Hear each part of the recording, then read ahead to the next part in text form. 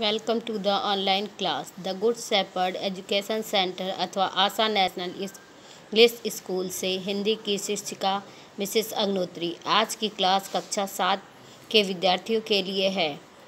पिछली online class में आपने हिंदी प्रथम प्रश्न पत्र पाठ 1 मन भावन सावन कविता के अर्थ को जाना। अब आप इससे संबंधित शब्दार्थों अथवा प्रश्न उत्तरों को देखिए। आप अपनी पुरानी हिंदी की कॉपी में पाठ 1 मन भावन सावन ऑनलाइन क्लास और डेट डाल के लिखिए।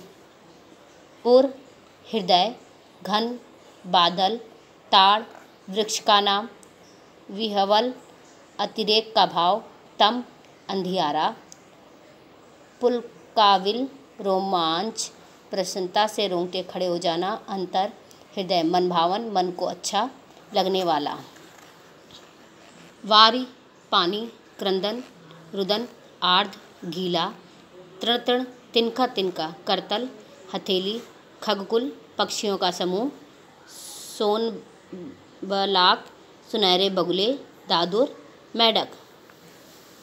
यह आपके शब्दार्थ हैं। अब आप अपने कविता से संबंधित प्रश्नों के उत्तर को देखिए। आप निम्नलिखित प्रश्नों के उत्तर दीजिए। पहला प्रश्न, पक्षियों के समूह क्या गाने लगते हैं? किस पेड़ की डाली झूम झूम कर सिर हिला रही है? कविता में कवि सबको किस प्रकार के झूले में झूलने का संदेश दे रहा है? ताड़ के वृक्षों की हथेलियाँ कैसी हैं? वर्षा होने पर वृक्ष क्यों झूमने लगते हैं? वर्षा होने पर पक्षी क्या करने लगते हैं? वर्षा की बूंदें पड़ने से धरती पर क्या प्रभाव पड़ता है? कवि सावन को बार बार क्यों बुलाना चाहते हैं?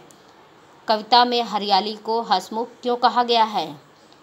आपका आखिरी प्रश्न है, आशय स्पष्ट कीजिए।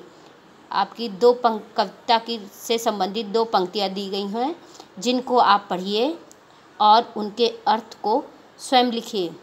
अब आइए अपनी कविता से संबंधित प्रश्नों के उत्तर। पक्षियों के समूह क्या गाने लगते हैं? पक्षियों के समूह गीत गाने लगते हैं। दूसरा प्रश्न है, किस पेड़ की डाली झूम झूम कर सिर हिला रही है? नीम के पेड़ की डाली झूम झूम कर सिर हिला रही है। तीसरा प्रश्न है, कविता में कवि सबको किस प्रकार के झूले में झूलने का संदेश दे रहा है? कविता में कवि इंद्रधनुष के झूले में झूलने का संदेश दे रहा है। आपका अगला प्रश्न है, ताड़ के वृक्षों की हथेलियाँ कैसी हैं? ताड़ के वृक्षों की हथेलियाँ चौड़ी हैं। आपका प्रश्न है, वर्षा होने पर वृक्ष क्यों झूमने लगते हैं? वर्षा के जल का स्पर्श पाकर वृक्ष झूमने लगते हैं। आपका आखिरी प्रश्न है, वर्षा की बूंदें पड़ने से धरती पर क्या प्रभाव पड़ता है? वर्षा की बूंदें पड़ने से धरती पर हरियाली छा जाती है। अब आपका अगला प्रश्न है, कवि सावन को बार बार क्यों बुलाना चाहते हैं? सावन का महीना सबको अच्छा लगता है, इसलिए कवि सावन को बार बार बुलाना चाहते हैं। आपका अंतिम प्रश्न है, कविता में हरियाली को हंसमुख क्यों कहा गया है? हरियाली को देखकर पशु पक्षी खुश होकर गीत गाने लगते हैं, इसलिए कविता में हरियाली को हंसमुख कहा गया है। ये आपके कविता के पहले पाठ से संबंधित शब्दार्थ अथवा प्रश्न उत्तर थे। नेक्स्ट वीडियो में हम आपको पाठ 2 का अध्ययन कराएंगे।